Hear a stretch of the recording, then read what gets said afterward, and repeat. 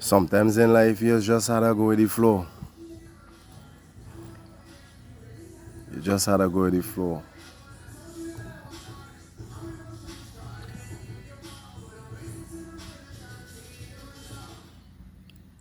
Remember them old people have a saying, who laugh last, laugh the best.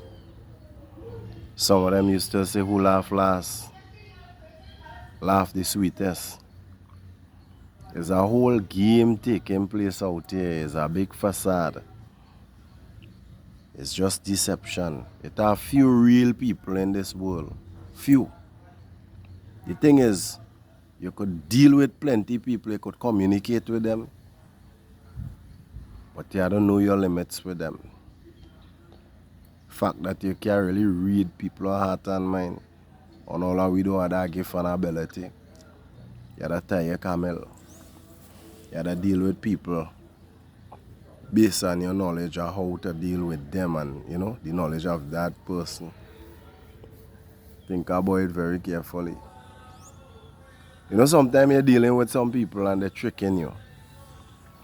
And you know they're tricking you. And they know that you know they're tricking you, and they're pretending that you don't know that they know they're tricking you. And they're going along with everything smooth, like everything is everything, like it's a normal scene. Full deception. Pure hate and acting normal. Let me tell you something about life. You have to pay for everything in this world. See what goes around just come around, and just go back around and come back around. You say who live by the sword does die by the sword, but I don't believe that. I see men live by the gun and die from a heart attack. Bandits, police, soldiers. I see men live real bad, do all kind of cruel thing, and die in their bed normal. Some of them drunk, die by drowning. There's some who take their own life, poison themselves, hang themselves and things. The point what I'm making, you see that nonsense that people that say, if you're doing crime to people, they will come back to you. That is not 100% accurate. It all depends on how you does live and your destiny, what is in store for you, the path that you're treading on. Because many of the evilest, wickedest politicians in this world who do all kind of crime, them are the best security. Some of them dead in their bed, in a hospital bed. They're dead normal from natural cause, old age. So the point I'm really making is, when you tell yourself you get through, and you trick people and things, you really ain't get through now. Because you still have to leave all that way you trick them for, you still have to leave it right here in this world. And when you're dead and you go on your children, just waste it off. And somebody else, sometimes the very same people who you rob and trick, their children end up and come and married to your children, and a divorce take place, or your child dead or whatever, and they end up back with everything because it was their and their parents' own in the first place. That is how the Most High, the Creator, the one who I just serve and deal with, does exact justice on people in this world. It does swing in such a way that the normal carnal man can't really see it until after it happened. They just realize, wait, that is really going there. Sometime in this world we had to get up and get where we had to get and take it with our own hands. Change the situation with our hands. Can't wait on nobody to do it. You understand? We had to do it for ourselves. Now no hating, no heart, and no speaking out. I talking about literally taking the bull by the horn. I talking about leading from in front. I talking about actually getting up and doing it for yourself. Making things happen. So for the chicksers and them out, they who feel they're chicken and getting you, All of we have to go for a dirt nap one of these days. All of us. Some of us might go for a fire nap by turning up in the dirt. And thus we have to just return, that is the physical body. Ashes to ashes, dust to dust. Spirit lives on within this whole atmosphere. The spirit is a spiritual atmosphere. Can't see it. Words are spirit. Breath is spirit. Thoughts, spiritual. And then you have your soul. That eternal part of you that comes from the Almighty that goes back to Him. Never dying soul. Only the Almighty could destroy the soul, So think about it very carefully, When you hear you make a vow, honor your vow, If you vow to do something to human beings, something God are talking about good thing. Go the distance and fulfill that vow. Don't make promises that you can't keep. Promises that you know you can't fulfill. Because you see, if you're making a promise to somebody and they really believing in that promise, hoping, waiting for it, as they say, a promise is a comfort for a fool.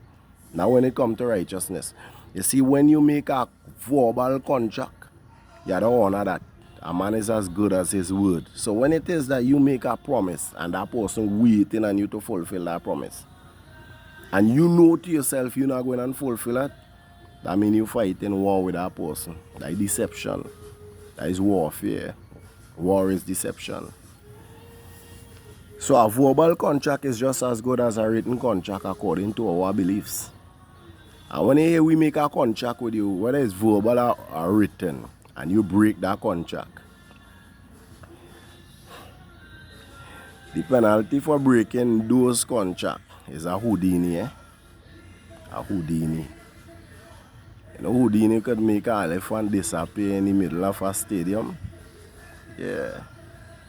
That is the penalty for breaking your contract. Whether it's verbal or written. And it has some people in this world believe, well, they don't have to honor their contract when it is verbal. Only when it's written. And when it is done by a lawyer. That is where they fool all you and tell all you. So all you don't want to honor all your contract. Because it's verbal. And you fool yourself and tell yourself, well, yeah. It's verbal, it didn't mean nothing. You check your old brethren or your sister, say you get through. You ain't get through. You're going to lose more than what is your own. You're going to lose everything. Yeah. You're going to lose that which you deprive your brethren or your sister from or of. Plus, you're going to lose your own soul, your spirit, your life. Everything you're going to lose. What good is a man? He should gain this whole world and lose his own soul. That making any sense? You're hoarding up everything. You're trying to control all the material things then. And you're not trying to do good to mankind, to humanity. You understand how serious it is? You're not honoring your contract. But remember, they say what goes around comes around. They say the mill of the Almighty grind it slow, but exceedingly fine. This is reality. I didn't make up these things.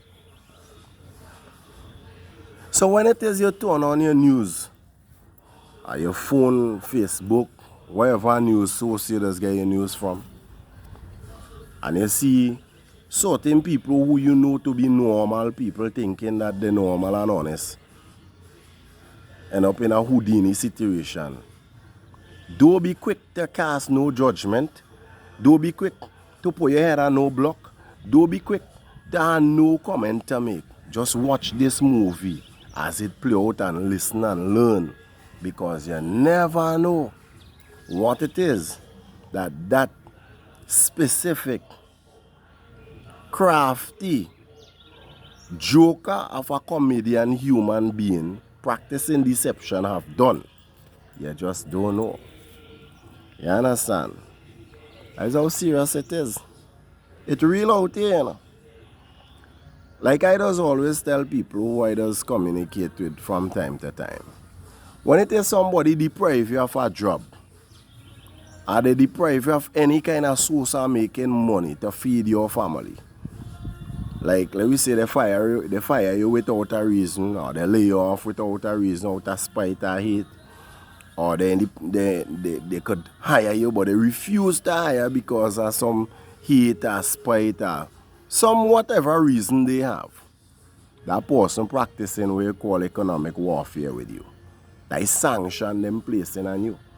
So as a direct result of what them doing, you can't feed your family. Let me say work hard in the country and there is a source you could make money. And they know that and willfully refuse you a job so you could make money. That is sanction, that is economic warfare. They directly placing on you, which will have a direct economic effect on your household, a home economics effect, on your bills, on your food, your ability to feed your children, buy pampers for them, buy sugar for them, buy groceries for them, milk and things for them, your ability to take care of your wife, your ability to pay your internet bill and your electricity bill and your water bill and your other utility bills. You understand? The ability to buy gas for your vehicle. You don't have all these abilities because things done hard and here's a source for you to make money. And a source where you're done making money and boop shot, they come and they touch you up. And when they give you, when you hear the reason, it's something to do with hate or spite. No reason. That we call economic warfare. Anybody who does practice economic warfare for years, with you against you is your enemy.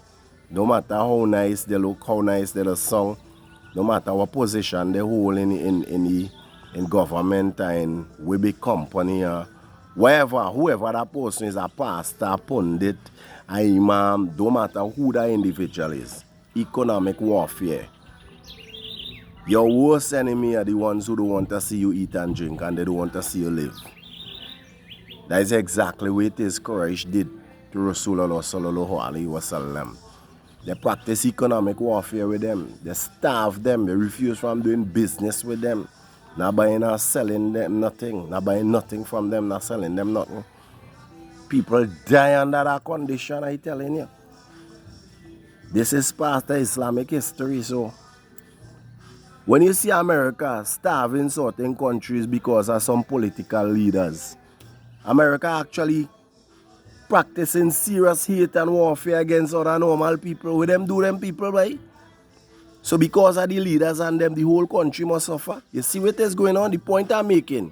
That is the reason why when you put leaders there to represent you and they move left, you have to get rid of them. Because when them do things against certain countries, sanction coming on the country as a result of their action, which have nothing to do with you. But now when things going good, you suffering, and them living it up. You understand how serious this thing is? So you have to hold your leaders accountable because them foreign countries holding you, including your leaders, accountable for the actions of your leaders, your political leaders, your government. That's how serious it is. So one of the most effective warfare is economic warfare. Refuse from sending goods, from doing business with our country. No trading going on, no containers, no shipping ain't going on. Nothing ain't going in that country and you're not buying nothing from that country. You're not taking their goods and you're not giving them nothing. If you understand what it is I'm saying, that is how serious this thing is. Right? So, I just want you to understand how serious economic warfare is. Economic warfare is one of the most serious ways and means of destroying a whole nation, bringing it down. And anybody who fighting it economically is just as well as they kill you physically. Because that's where they see you as better off dead. So when you read the news and you see Houdini acts taking place, don't be quick to say nothing. Just listen, learn, try to understand, implement this knowledge. Know your enemies. Your enemies are those who doesn't want to see you eat or drink or feed your family. They don't want to see you be able to live. They want you to dead. That's how serious it is. This is how serious it is. Your enemies don't care about you. You mean nothing to them. What goes around will come around. Justice must take place because deception is warfare. One of the art of war. So you have to learn to honor your contract. Verbally or written. Agreement is an agreement. A vow is a vow. You're as good as your word. And the consequences of your action and your word, not keeping it, not living up to it, is a Houdini situation. Yeah. As the Sicilian used to say, sleeping with the fishes. No. Sleeping in the dirt. A permanent rest for the physical body. So don't feel you win when it is that you're enjoying what belongs to somebody else. Especially if that person is innocent. You ain't win. Right? Your time coming. It just ain't reach as yet. And as the old people used to say, what ain't meet you, ain't pass you. Always remember that. Don't watch people's situation and quick to judge it. Because you don't know. You don't walk in their shoes. You don't know the pain them feeling. You'll never ever understand what it is them people are going through. Never. Don't second guess a situation from behind a desk. Somebody in the field working and you behind a desk. You'll never ever fully understand field work until you actually go and indulge in field work. You could plan from behind the desk as much as you want. Things don't always go to plan. Sometimes you have to replan and improvise while you're in the scene. While you're in the field on the scene, you have to improvise. This is the reality of how life is. And you does not understand them things from behind a desk. And if you was a white collar worker all the time, you'll never understand the reality of a soldier in the field. It's how life is. So, just wanted to share these little words of wisdom and reminders to myself and somebody who need to hear it. Right? Just remember what I tell you. You didn't win. You didn't keep your word. You did not keep your word. Your word is your contract. Your word is your bond. When you make a vow to God, honor your vow. That is what the scriptures say. Honor your vow. Right? Just remember that. Because the mill of the Almighty does grind slow and exceedingly fine. And justice have a funny way of coming around in a way that you least expect it. Right? And giving you what you fully deserve. Which will be a punishment. You understand? Because when you do good, you just get a reward of good. And when you do bad, you just get a reward of bad. A bad reward is what you call a punishment. Right? So, let me just be mindful of the reality of life we're living in. And know that the real enemies are the Torgut. Torgut are the Tawagit. Torgut, Tawagit. Know that. Beloved brothers and sisters. Have a pleasant evening. No matter what, put the Most High first in everything. Peace.